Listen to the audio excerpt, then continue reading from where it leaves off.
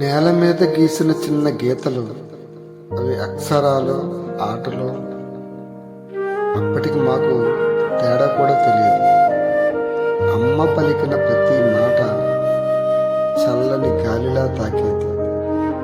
అర్థం కాకపోయినా మనసు మాత్రం ఆనందంగా వినేది. నాకేమో ఆకలి, అక్కకేమో అల్లరి.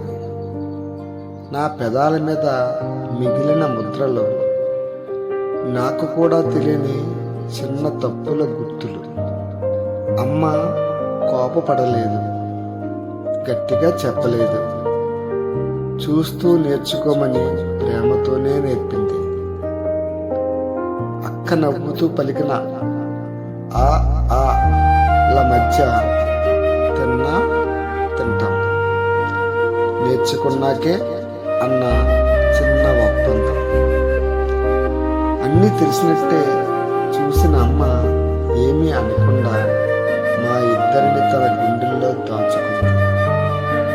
అప్పుడే అర్థమైంది, అక్షరాల ముందు